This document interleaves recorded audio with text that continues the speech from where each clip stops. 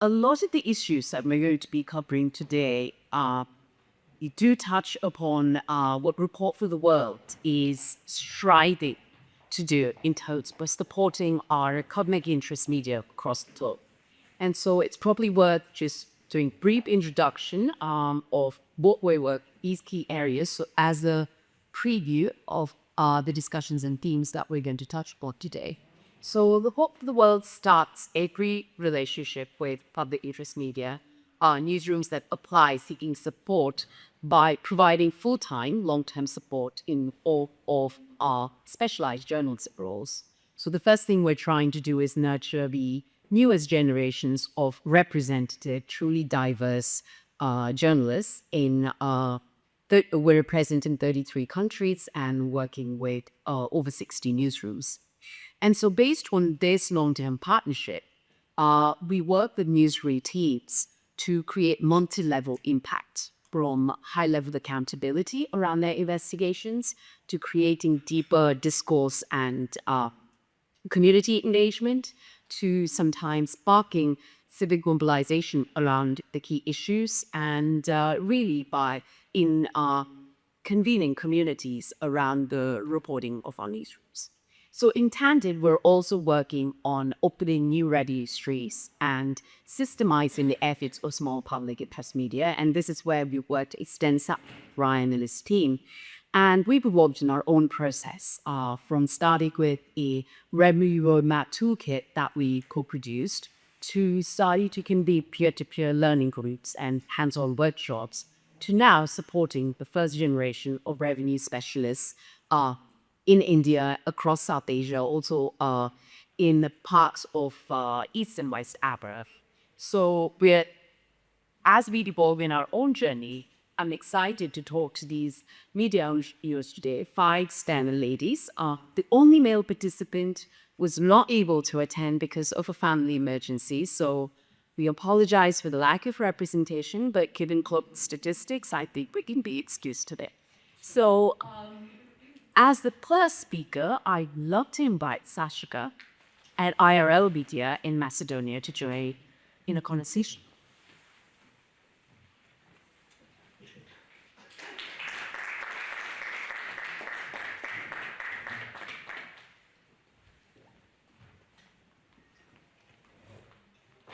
Saska, thank you for joining us, and I really enjoyed exchanging notes with you on really a lot of the innovative approaches you've taken from different story formats, ways of engaging your audiences, to these diverse partnerships that we discussed, and even different parts of your organization that are monetizing impact to create revenue streams.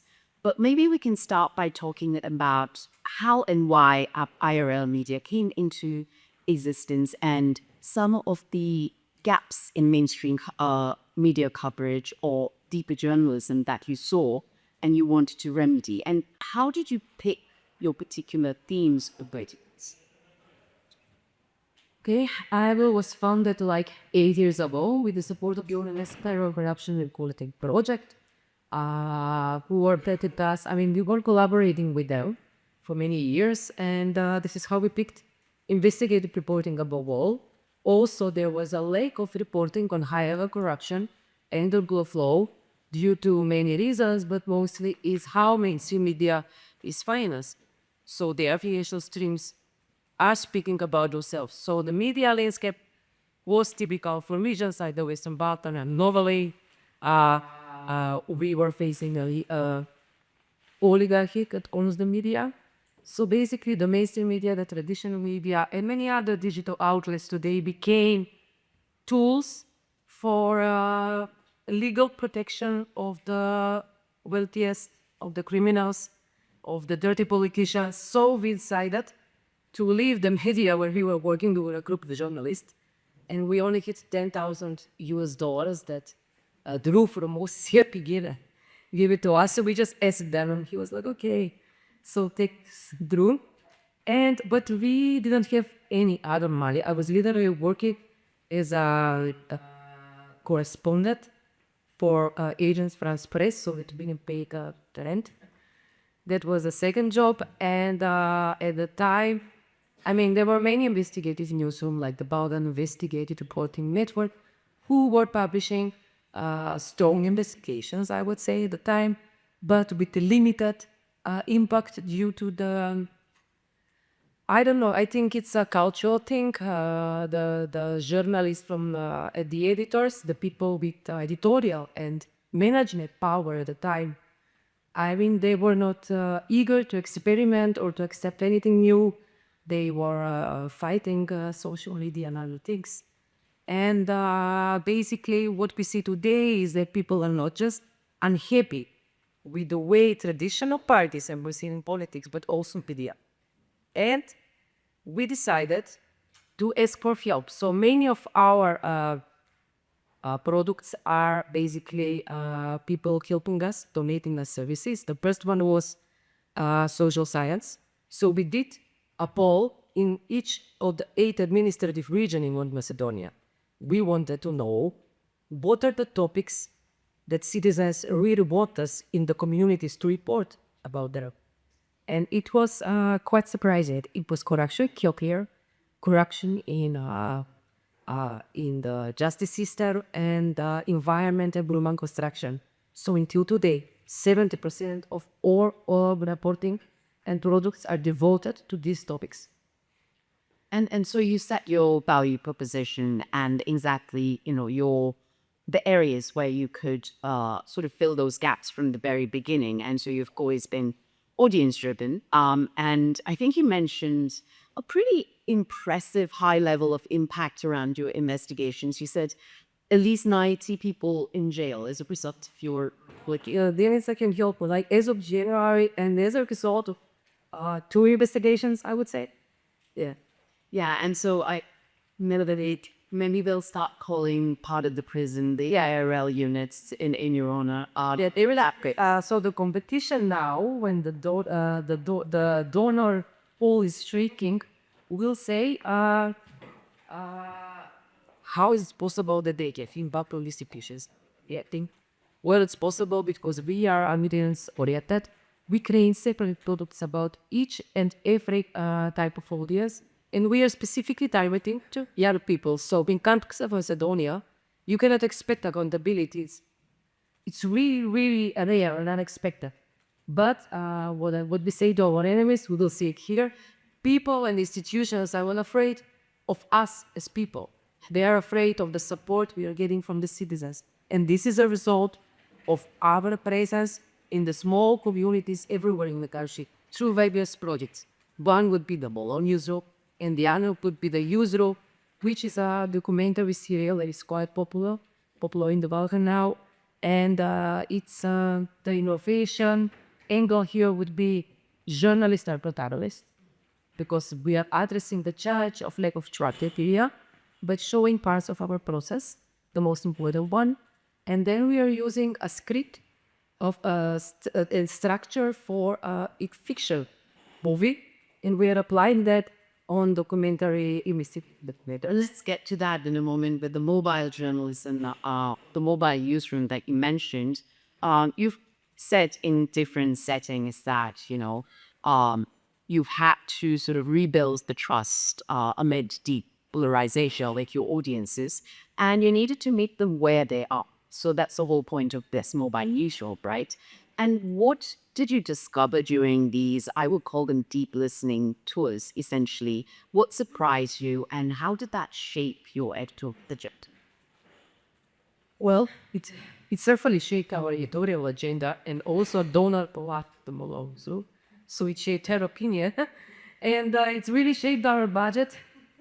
So the idea was, so we already had the data, like people want, but still we were basically 1 or 2 times a year, depending on the availability of funds. We will move the call, literally the call of this, including the administrative stuff, in a remote location, in one of the regions, like we try to be everywhere, where there is no logopedia. And why? It's a powerful tool for tackling decreasing polarization. And these people in this so-called news deserts, they are relying for information only on Facebook. This is the source where they're giving the news about politics. There is no local media. And even when there is, it's mostly correspondence of national or state media from Skopje who will only follow the prime minister if he goes there. They do not actually report on community issues. So we will set up the newsroom, we will investigate the topics there. We will open dates with citizens. We want to know what do they want us to investigate. And besides hard-hitting investigations, the goal is to shape an investigation, local investigation that will have national relevance, so that the people in the committee will be like, they don't disturbed. So what it showed in to respect the time, our colleague Denise is giving a panel tomorrow, and she will speaking in more details about all these products. And it showed that our audience was changing. So talking to 10 million people is so much more powerful than counting likes or counting views on Google Analytics. Google Analytics will say that's the online approach. Even now, after everything that happened this year, we are still forced by donors to go on needless consulting session or how to approach your Instagram, which is, that's not the battle anymore. We use pitch and everything of that. And so what you're doing is sort of doing the offline of yes, and that sort of audience listening takes a lot of time and resources, doesn't it? Well, it takes a lot of time and the resources, but we don't do, we don't work on what I would say. So we are committed to our 3 products, and we only buy donors who want to participate in our products. We are avoiding as much as possible other activities that are basically like training. We take the money for training, so it will drain us. But now they get it. So we will publish one mobile newsroom project investigation with several policies, including investigations and effects of corruption. And what we've noticed in counting later is that we have a committed in each and every investigation we are publishing after that, unrelated to these communities. We have a very strong and faithful.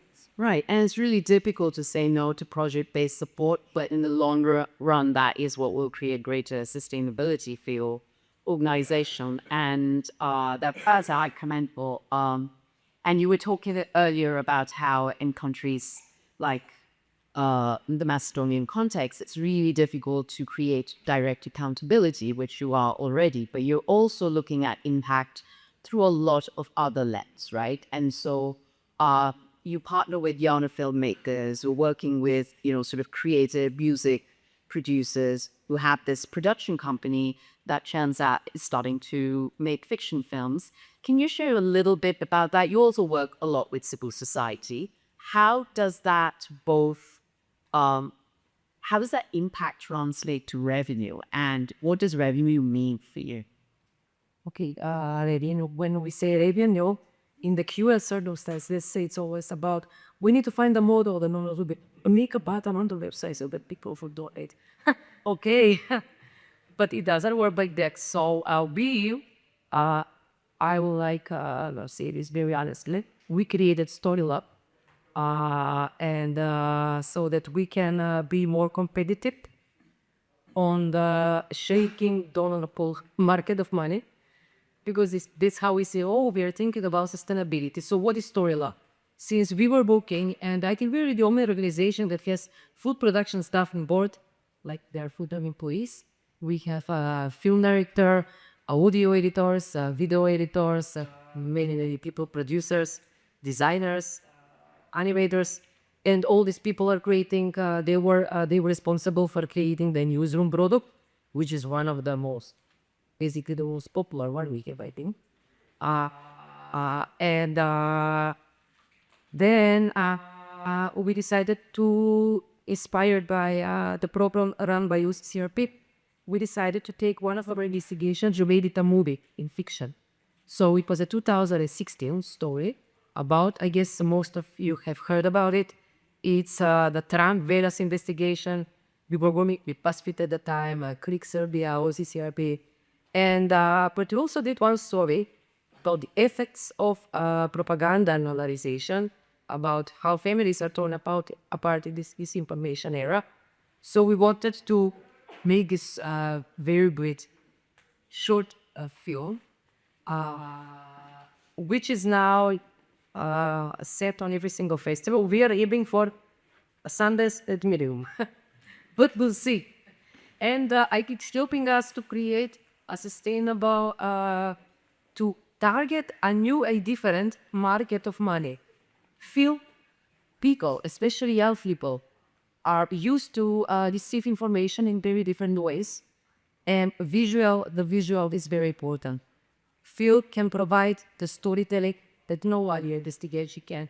So if we have an opportunity to distribute quality information in various types of packages, even in fiction, then we will do it. We will raise awareness in any possible way. This was our choice based on very, very measurable metrics that are shown. So you said that vast majority of your audiences is between 16 and 35, and they're actually sort of consuming the investigative reporting. That's also because you have innovated different formats of reach out them. And we work with a lot of young people, like the miss over here, basically either is people from zero. Right. We want to deal with these characters. People will work like for 20 years in some 80s, and then you kind of like unteach somebody. Absolutely. And you're talking about being competitive. And I mean, that's part of being an entrepreneur, right? And so you've also sort of created a way of working with civil society. As a public interest media, you've also explained to me that sustainability is not just about revenue. Love is not about revenue. Every donor was thinking like, so you created this so that you will make commercials and then you will get, no. We created that so that we will access a different way at the planet, which is from production money. And then we have Image, we have other state-funded institutions and EU-funded. There is a lot of much more. And this is sustainability is about maintaining and increasing influence and reinvesting quality positions. 99% of the information that's circulated everywhere in the global media is, we don't use the word disinformation, we say non-quality information. And then there is the rest of us, less than 2%, and we expect the people to be, smart. I mean, nobody can wake up with with the ethic codex and read the news.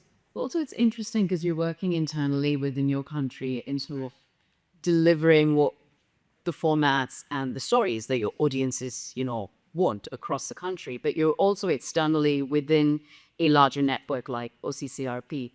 Could you tell us about, it's been quite the journey from the 10,000 to today with this studio with different, specialists.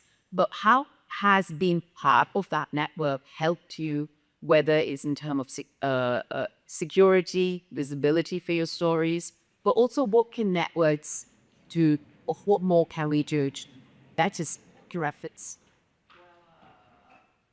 OCCRP is very different than any other organization. I help bring so far. They save us a lot of money. First of all, every research data access to very expensive and very useful databases, access to tech. Tech is very helpful format for your investigations. So these are we would need like 300,000 euros each year, or if we are supposed to pay for these resources. And this is not just access to some databases, also access to professional staff, editors, but the best, what I find most impressive in their work is that it's easy to give money, but it's very, very hard to help the countries from the global south to be represented in the global media with their authentic point of view. So Drew and Paul, they created people who will be equal fierce to their policy, whether they're working from the New York Times or whether they're Sweden or the developing world. This is hard. It's so hard to make people, and they did that. So I was listening to Ryan's speech here, and maybe donors and the developed world, they spend so much money in the countries of the global south, and we face the sad reality that many are facing it now. So maybe a global resilience resource tools with experience what the countries from the global side might be a good idea. Well, that's a fantastic notion. And also the idea that what you described with OCCRP, it's a shared service model in the sense that there is a core, unit, either skilled editors, mentors, and technical support you need. And a lot of different public interest media are benefiting from them. And the second point that you make is that the equity that they provide, visibility.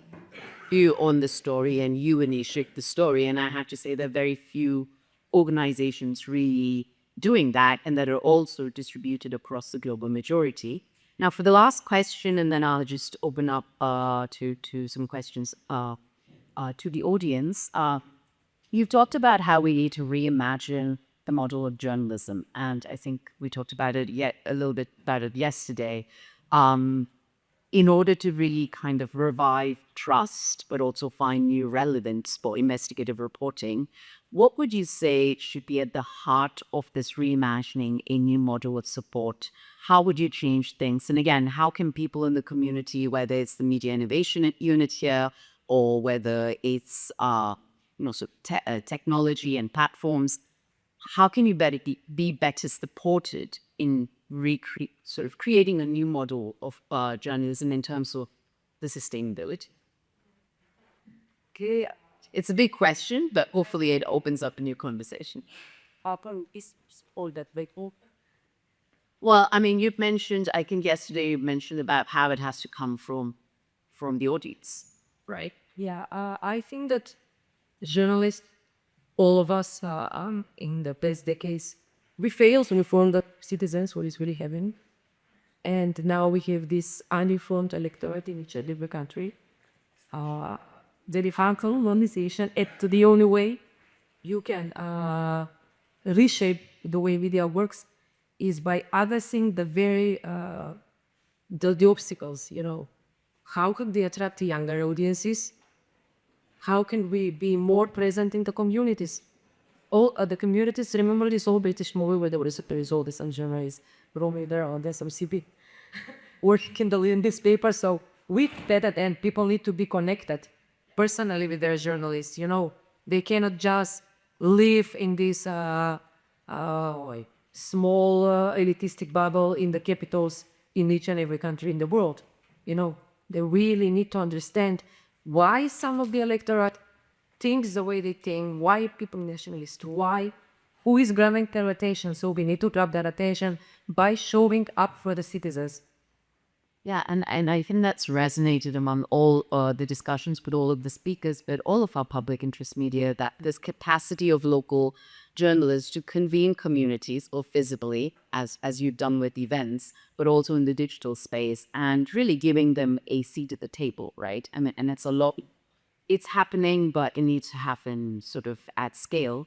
I'm sure audiences have questions about these great initiatives you mentioned, so we could take a couple before moving on.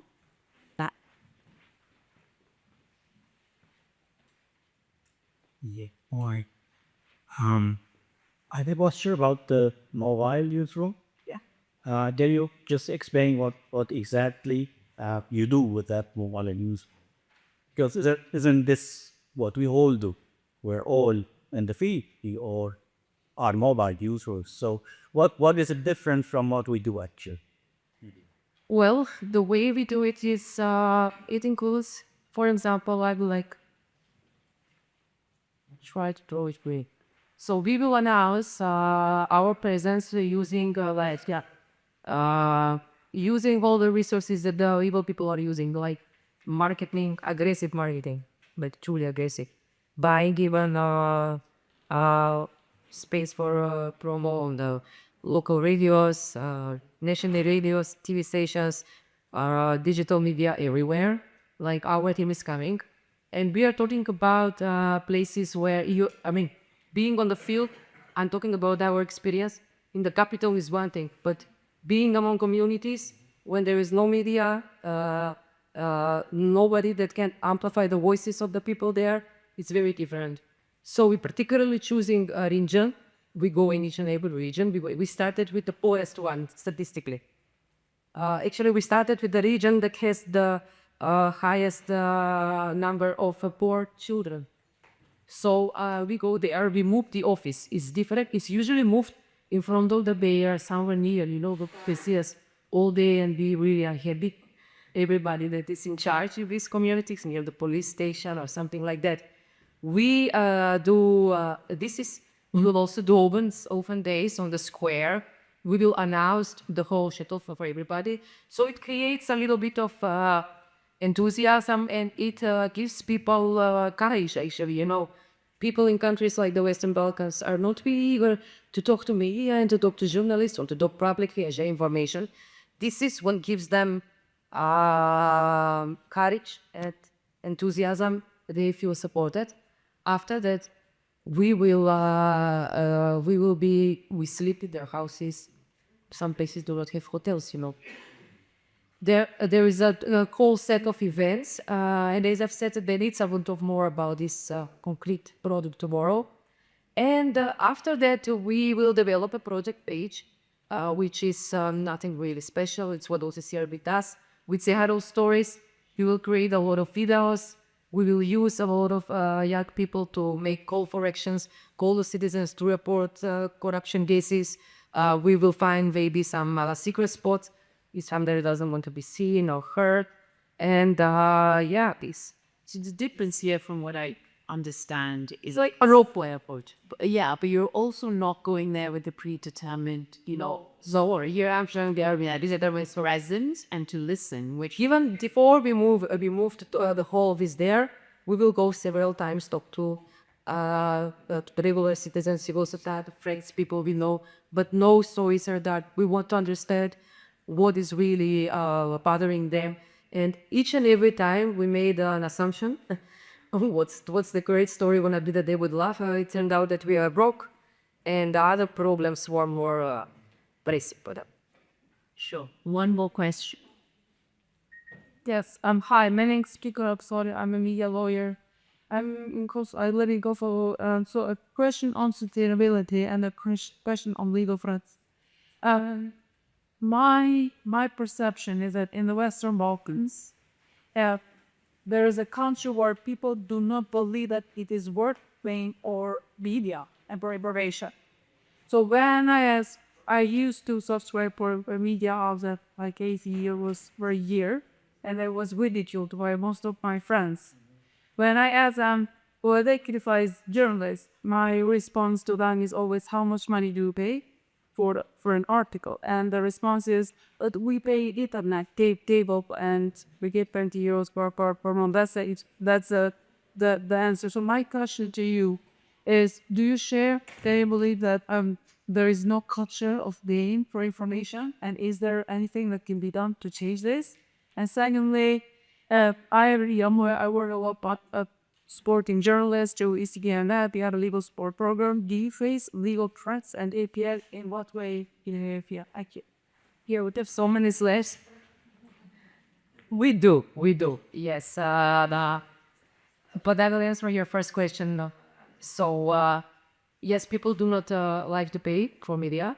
And I personally believe that people shouldn't pay for political information. Yes, people should not truly pay. It should be, people should pay in a way, but nobody can imagine if everyone is supposed to pay to subscribe with 80 euros or 100 euros in Kosovo or Macedonia or Serbia to 6 different media. Then there is the culture per se is not the problem. There is also a problem with the laws.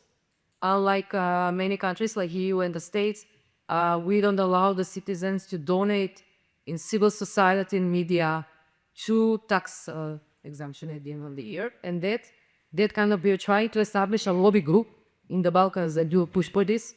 So if you want to create a culture of donation, that looks different. But also the distrust in media, you cannot just tell them, please give me 8 euros. No, but we are trying to change it differently. We want to So, but we were explaining to donors that they need to give us money for campaigning. You cannot just wake up with the button that people will donate if they want. So we are aiming towards a campaign that will include two activities. One could be tell citizens that if they just donate €1, every citizen's €1 per year, not 80, they will have €2 million and they will be very heavy. And we will do more.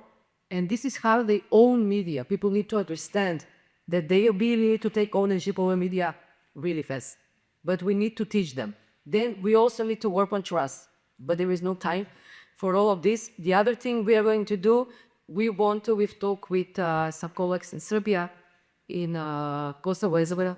We want to make meetings in the diaspora, in some European countries, in Australia and Canada. So we are speaking with some embassies.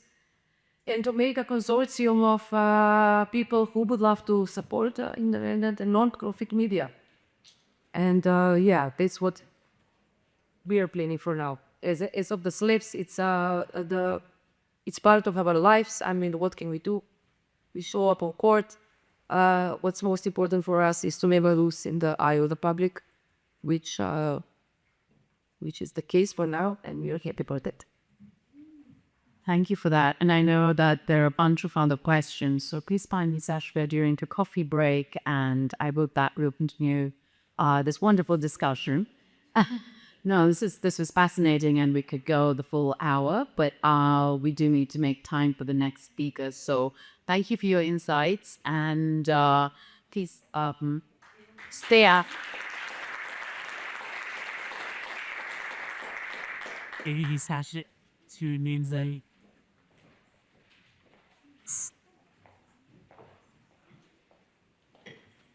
Hi, everyone. Good to have you here, and a lot of what Sasha talked about probably relates to the different efforts that we've made in creating this really sort of, it's an overused word, resilience, whether it's financial or whether it's in the face of security threats or in the aftermath of the US aid cuts, the government spending that's gone down. But one of the traits that you probably share very closely with what she's described is the whole tours around the country, right? And so when you set up Ukrainer International, since 2016, you've done what you call expeditions across Ukraine, right? Could you tell us a bit about how they started? How did they shape your editorial mission? And it was in 2016, a very different period back then. So maybe we can go to the origins of how they started. Yeah. So Ukrainer, just to have a little bit of background, Ukrainer is a non-profit media, and it consists of two parts, which is Ukrainer for Ukrainian audience and Ukrainer International for international audiences. And we have, to be honest, we have over 10 language versions, but they're all done by volunteers. We have a few that have more or less editorial teams that are constantly working on like kind of unique content that addresses international needs. And we also establish a publishing house, which is like a self-sustaining, more of a business operation, I would say. So in 2016, it was post-Maidan era, and there was a lot of a search for new ways to reinvent the identity, to understand who we are. So Ukrainians were in this a very clear understanding that it's cool to speak Ukrainian, that it's cool to know your roots, to understand your history. And Ukrainer was kind of based on these ideas that were rising at that time. So yeah, we started as expeditions, which was just few people, and the founder of Ukrainer, Dan Lombanenko, who actually basically joined the army, and he was one of the almost last standing males in our team. So he united a team of volunteers around him. They found some free cars, some free equipment, and they went on expeditions around Ukraine, and they went to the smallest villages, to the most remote places, and to big cities, to everywhere, and they were spending time with people and recording these. And first it was kind of vlogs, but then it transformed into full documentaries. So I think very interesting how Ukrainer in many ways influenced the way, I don't know, we all in Ukraine now see the country. So when we went on expeditions, we decided to choose not to follow these Soviet era imposed regions, which called oblasts. We chose some historical regions, which, let's say now it would be Lviv, Ivano-Frankivsk, Ternopil Oblast, but it's actually Halachina region, which is Galicia. Why it's important? Because languages, dialects, culture are actually were formed within these areas rather than this new oblast. So we went on expedition to each region and we created documentaries, which were probably dozens of them. Then we did a movie, then we did a book. And this was a push somehow for us to start Ukrainer as an idea where we actually do not work with commentary or news, we work with context. So try to spend time to hear, to listen, and to show these amazing stories of Ukrainian society. Because now during the full-scale war, I think this is something that fascinates the world, how the Ukrainians actually so resourceful, how they manage to do stuff all the time, how like they donate money to buy satellites, you know, and all of this. And you can see in our expeditions that even in 2016 it existed. Because Ukrainians are so used to do stuff by themselves and do not rely on the government. So this is something that we saw during those expeditions, because there will be some local random guy who decided it's important to have a museum of local lore. So he's gonna just spend all his time doing that museum and he's gonna be obsessing about it every day. Yeah? So we're gonna go and make a story about him. And just to give a very clear example how these kind of expeditions helped us to build our first community of supporters also.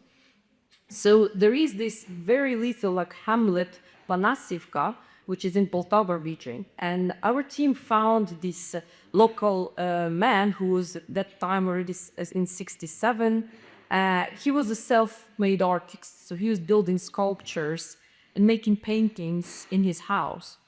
And he really wanted to paint, he was a big fan of Greek mythology, and he really wanted to paint a cypress tree, but he never seen it in his life because he'd never left Ukraine and he didn't even have passport. So our team decided to take him to Greece. So they started a fundraising campaign, so people donated for this old man to go to Greece. So our team made him passport, took him to Greece, shot him cypresses, made a documentary out of it, actually called Cypresses. And it's a fascinating story because like it's an hour and a half of just watching this man with his little bag, you know, first time going abroad and actually meeting this very fancy local artist with a like 2-story house, and he in his little house in Panasitka was his cat, you know. And I think this is like a fascinating story of how actually Ukrainians united around this. And it's also the same people who still supports Ukraine. So you really meant it when you said you weren't a fast-paced and scared not. Yeah. Media narratives that also take Ukrainians of different generations, especially those who really just grew up amid conflict, beyond the sort of the dissidence and with the continued Russian invasion of Ukraine, these anecdotes is to change. You just relaunched those expeditions. How have those narratives changed, and how are you recalibrating sort of some of your reportage around, you know, it's now many years later. So, of course, the full-scale invasion made us a little bit faster. We still work with context. We don't really do news, but we do react a little bit more to what's happening. So the formats, let's say even expedition, just one of the formats, but let's say how we, just an example, how we reconsider it after the full-scale invasion. So we followed the Ukrainian armed forces in 2022, 2023, while they were liberating territories. So it is also, it's called the occupation series. So it's also kind of an expedition, but in a very different context, because we were talking to communities that survived the occupation. And this is also long-form documentaries. Some of them are, for example, from Kherson, which was all over the news around the world when it was liberated. But about some, I know, small village somewhere in Kharkiv region, that no one heard about, but we did show these stories. And we showed stories of resilience. We talked to people, let's say, who were tortured by the Russians, but we also talked to people who did some weird things during the occupation, like this guy who used his chicken in the bathtub because Russians were trying to track him down. So he found some house and he had a chicken, he named him Putin, and he was saying like, if they catch me, I'll cut his throat. So this kind of stories that you always find them when you talk to locals, then some ex-convict that managed to save like all his village, but taking them on the bicycle through the forest while Russians are not watching. These kind of things, but we followed it for almost 2 years. So this is this format. Another one, for example, we do victory units. We spend weeks and weeks with the elite Ukrainian units within the armed forces, which also helps us because we don't want just to say, Ukrainian army, they're so great. We want to actually show Ukrainians the longevity of struggle, the longevity of resistance, because most of these elite units, for example, they're based on some ideas from an OCCRP. This is someone who were fighting First World War, and they have like the most pro-Ukrainian, pro-independence ideas. So they still use their symbols. They still will explain how this long history of fighting against Russian colonialism actually motivates them now. So we try to showcase their stories, to show these people actually talking with their own voices about their experiences. And on the other side, we also try to do something for international audiences. Sure, and I was just about to ask about that, but I think one of the things that is fascinating about your approach is it's also the most effective way of dispelling or sort of dealing with where's the propaganda coming from, is going to the field and actually sort of clarifying what is going on. With the international side of things, it's impressive that you translate into several different languages and you also produce some original English content. In these cases, who are your audiences? And especially in this period, what are the sort of narratives you feel the global audiences in particular ought to see? I wanted to continue on a small comment on disinformation.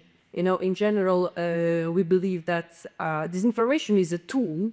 Narratives is this thing that control everything, because disinformation is just one of the tools that you can use to build up a narrative. And when we work with context, we focus a lot on sensitivities during the war. What we try not to fuel these narratives. Let's say that Russians, one of the most effective Russian narrative in Ukraine is about mobilization. So they will go and explain, well, like politicians don't fight, it's only you fight, they stand to put people, blah, blah, blah, blah, blah, blah, which is, we're not going to comment on this, but what we're going to do is to show people who volunteers to join the army, or people who came, but living 20 years in Argentina, Ukrainian guy decides to come back to Ukraine and fight.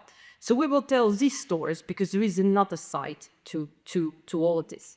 And with international audiences, yes, we do translate, we call it adapt, we try to adapt our content, and it's about being more innovative. For example, we don't have resources to adapt our whole documentaries of the time because we produce a lot of them.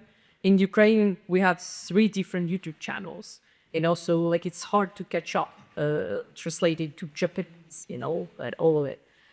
But we do it for social media. And we look at social media content not as something like, we announce our new content. No, this is a piece of content. So every time we choose to make a reel or caption video for Instagram, we think thoroughly what we want to say with it. So when we adapt it, the same we think, okay, maybe the whole story is not that clear for international audience because it's very like internal, but we want to take a piece of it and something that really talks to international audiences, something that explains a specific issue, the things like this. And with our unique content, we we try to do it more. I guess I'm gonna talk a little bit of how we fund money, but not that much. Yeah, but for example, recently we did this documentary in English about Christianity in Ukraine, and it was something I pushed because these crazy people, in America, even the presidential candidate, but not Trump, Vivek Ramaswamy, who were in one of his debates explaining, well, they give money to Ukraine while they ban Christianity.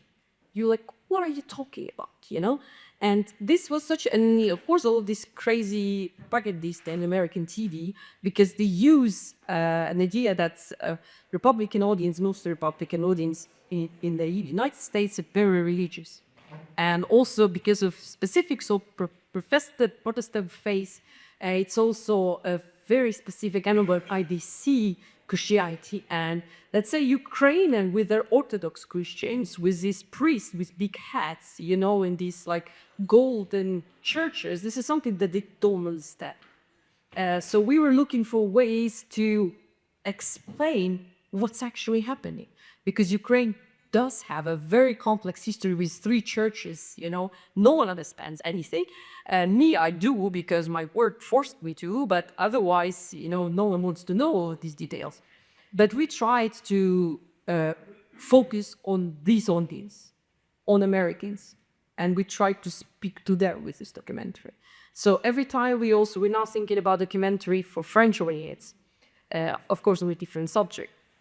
And it was French people and Christianity, and we think about what can we show for French audience, and also we try to track actually, which is a trick that I'm trying to use. If you want to speak to Americans, we need American speaking, If we want to speak to French, we need French speaking. Because I can know English perfectly. They still will see that it's Russian speaking, and it's different story. They will think that it's a propaganda. So just the last point, so with this Christianity movie, we actually took a Republican American to be a host. So he's the one, because he's actually, this is something that he does. He tries to explain to Americans that Christianity in Ukraine is not banned. But he used to work in the House of Representatives, so he's very close to the public and audience. He actually understands them well. So we chose him to be like a guide through this subject for arts. And as you said, each story needs its context, so you can't just do copy, paste, and translate everything at scale and expect it to get engagement. And one of the things that we've done really well in the context of USA Cuts is the effort that you put into creating mentorship. We only have 5 minutes left. May I go a couple of minutes? Go. Yeah. And I think this is really important, where you're a non-profit model. And oftentimes we've heard newsroom leaders say, oh, we're very restricted. It's going to be mostly foundational support. Your case actually proves the opposite, because you have you have a gradually increasing reader base.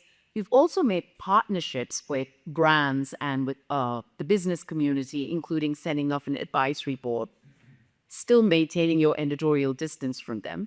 Can you run through some of those approaches and how they helped you sustain your clip? So Ukrainer, since the start, it has been kind of a love brand for Ukrainians. I think because we are not associated with hype, we are not associated with something that people dislike in the media. Of course, there's always someone who will dislike you, but not on a global scale, because we actually try to, to be there and want to just create some crazy stories just to attract attention. So since the start, we've been working with brands more from the in-kind contributions. So let's say we're going on expedition, so Mazda or Toyota will give us car, or Naftogaz Ukraine will pay all petrol. Hotels will host us free. We have office in Permoha space in Kyiv. It's free office. We have also free event spaces with them. Also, we started for many years, it was mostly volunteers. So if you go on expeditions, it's going to be people who have other jobs. Now, of course, in full scale war, we have bigger team, and we also try to work. Our volunteers now per language versions are actually mostly the ones who are diaspora, live abroad, because we don't really want to put Ukrainians under war, and the condition we need also to volunteer, because everyone actually already volunteer in something, And we did work a lot with grants and with USAID as well. But we had our community of dollars, like individual dollars from the start, and we grew it. And I wanted to say that when USAID was cut, we made like a fundraising campaign. We asked for help, and we collected around $30,000 in like few days. So it helped us to have this, to have a little bit of time to, reinvent what we do next. And yes, with brands, we always had some merchandise, but we now started doing it with Ukrainian brands more often. Like, let's say we did with recently a collection of embroidered shirts with Ukrainian brand and a collection of patches, which was like a fast thing to do. And we work with brands. Let's say we're now doing actually a new expedition, which we didn't do since the full-scale invasion in the quite classical way, but now we started again. And we collaborate, for example, with local brands. Who wants, we go into the region, do you want to participate in funding this expedition? And also we go to more international brands or big local brands, and we also try to find ways to do projects together. But I think here I will support Saska. We also not do it. We don't have any type of advice. We don't do it at all. So for us, it's whether, we have this project. If you want to support it, it's going to be lovely. We're going to mention you, but we're not going to change our ideas because of what you do somehow. So our partnerships are very value-based. And with advisory board, so we are uniting entrepreneurs and businesses, and they donate a specific amount, I think starting €1,000 per month, to us, to our operational work, and they have possibility to participate in strategies in a non-OT capacity. So it keeps us independent, but at the same time, these brands have association with Ukrainer, and they actually support us, our operational work. Right, and so you still don't do any peak content, and everything is noise-free, yet you have this book, which is really smart. Now, I know we talked about event spaces and a bunch of other things, but maybe we'll take just one question before break, and then these guidance that you asked the other questions you want. Anyone? Sorry, did I see someone on the map? Questions. So what's your actual revenue? The staff sauce? But we don't have revenue per se because we're non-profit. So everything that we get is like budget. To be honest, I cannot tell you from the top of my head. I'm not operational director, but it's all public information because again, For how many people in your team?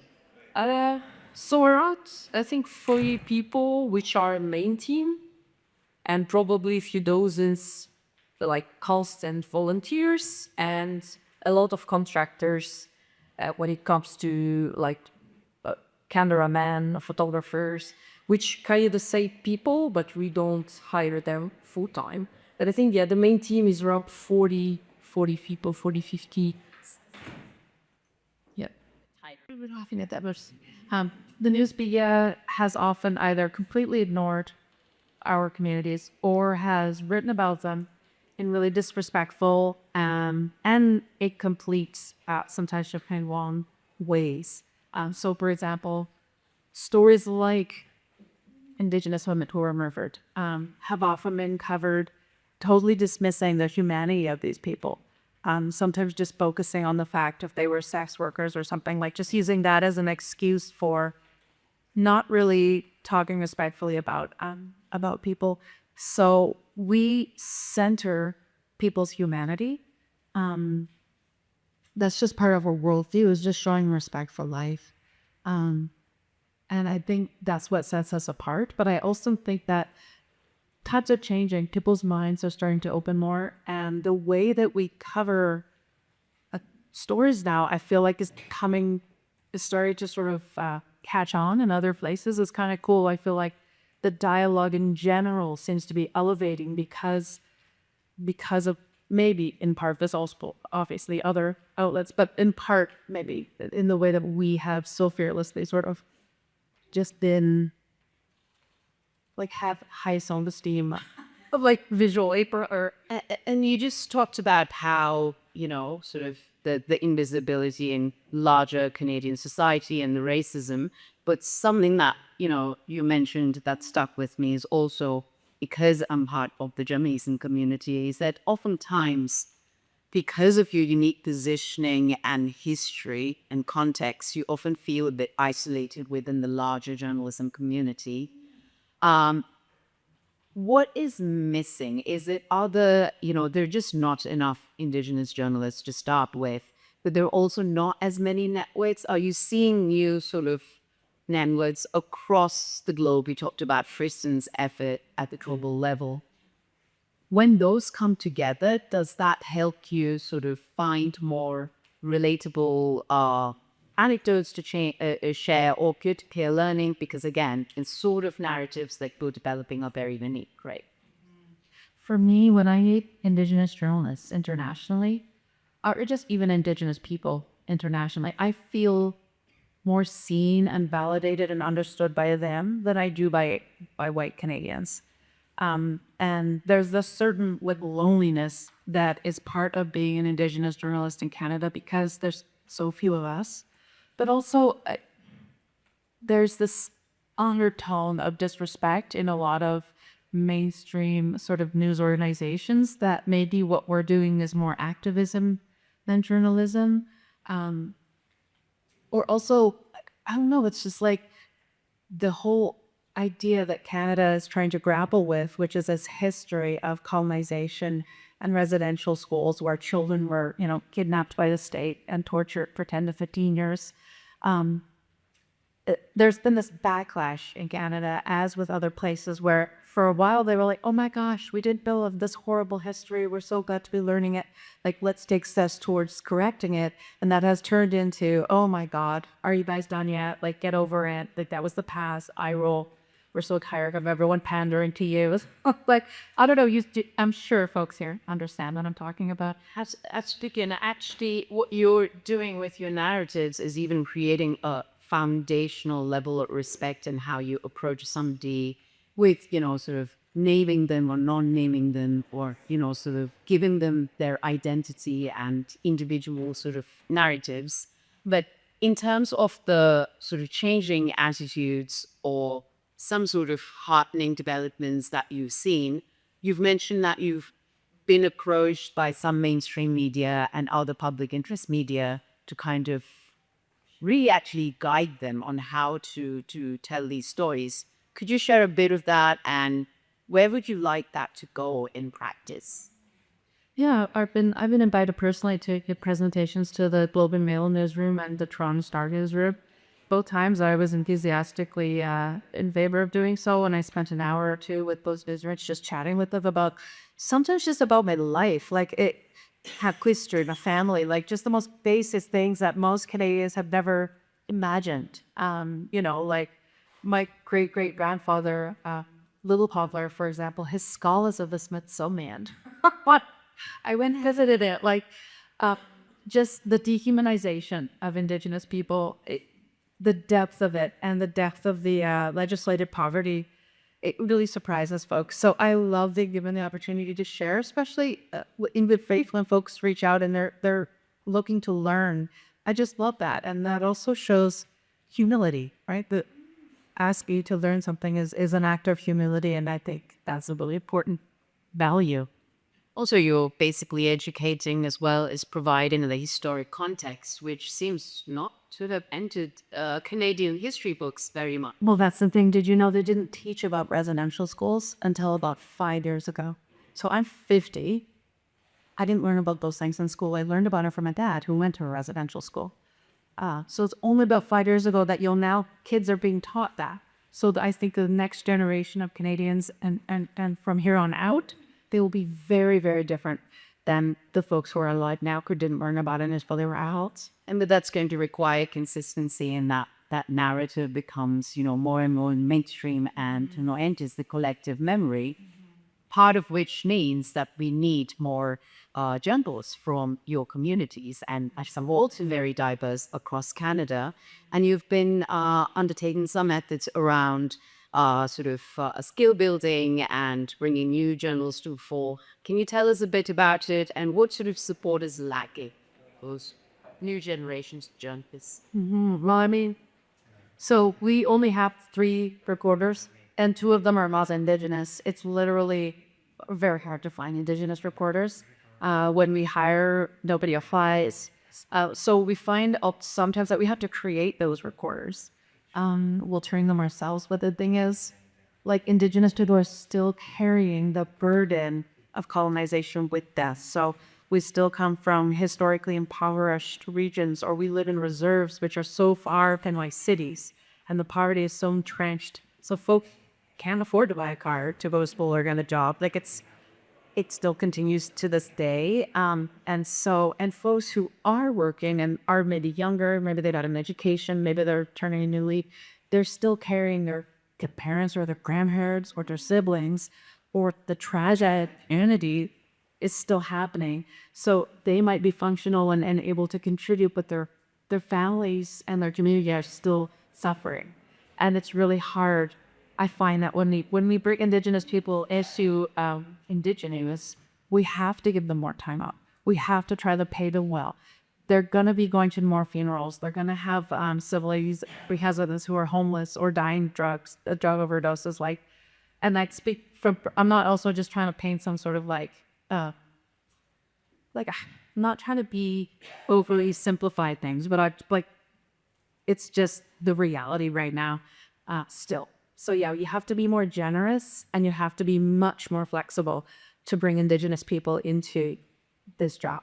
The approaches towards settings, expectations, and they just have to be adjusted to match those realities. Very different context, but it reminds me of you were trying, but there's absolutely no excuse in an Indian context, because there's a very large population of Adivasis, people from Indigenous communities. And, just speaking of racism, we don't even need to go outside our borders. We enslave, our own majority, our economic backbone. But some work has started around, Adivasi reporters who are starting their own initiatives, really based on their community's needs. And what we see is really rich narratives coming out of those newsrooms, sometimes video, sometimes oriented platforms, sometimes hard copies, also and also the newspapers in India. And there's no way somebody from my background could ever even fathom that sort of narrative. And a lot of them have sort of these universal elements around climate, for example, around, how do you recycle, a lot of things that our communities did for centuries, and then we lost them. So wisdom, that is so important to preserve. And I know that you talked about some of those stories, not preserving the wisdom of your elders and testimonials that will not be there unless you document. Yeah, I just think there's so much brilliance in the margins. There's so much warmth and love and tenderness in these old people who, the mainstream culture doesn't really value, But I sit down at both Makokons, their grandmothers or Kromoshans, grandfathers. To me, they're some of the most brilliant people I've ever met. They know more than other people. And sometimes they're actually carrying stories that are thousands of years old. Like my father is a knowledge keeper. He knows stories that nobody else in the community remembers anymore. And I'm not talking about modern stories. I'm talking about our cultural stories, if say our creation stories, stuff like that, that are so few people know anymore. But those who do are very old, and they're wearing t-shirts and jeans, and they're poor, and it might not be respected by folks who are more affluent, right? But to me, that's where the value is. And I want to platform those posts and share that wisdom with more people. I mean, what you just described, I don't know about mainstream Canadian preferences, but I know most people in this room would want to read those stories. I think we're all sort of also looking for that direction or something deeper that goes beyond, what sort of Western knowledge has given us. What are you missing in terms of support where you can really take these narratives to the different formats? I mean, I can see these being in-person events. I can see these being, sort of short documentaries.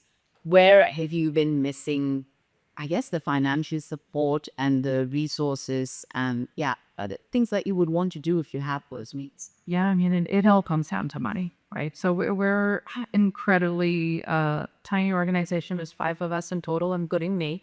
We have no physical office. We're all remote. We all work from home.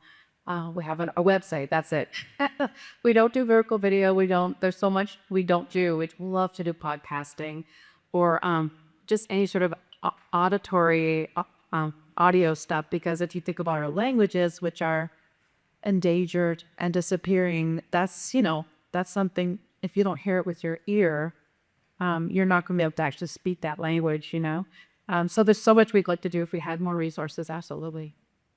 And you are doing quite a bit in the sense that you set up this association with other Indigenous outlets, and that was for a specific reason, right? You realized that it gives you more access to support, but also knowledge sharing. Can you tell us a bit about that? And also on the global level, you're working with other, US-based organizations, and how do you hope that will lead to you becoming sustainable? Yes, absolutely. So, I mean, until last year, Canada didn't have any Indigenous media association that could sort of lobby as the national level. It just didn't exist. So around this time last year, me and 4 other Indigenous women started meeting, and we decided to form that body. So we just incorporated earlier this year, and we're just getting that together so that we can speak for all Indigenous media in Canada. We can lobby the government to support programs. We can lobby other funders and stuff, sort of speak together as one voice so that we have one power. And we're also, I'm a board member of the Indigenous Journalists Association, which is an American organization, and we're starting this international Indigenous alliance that's called the Indigenous News Alliance.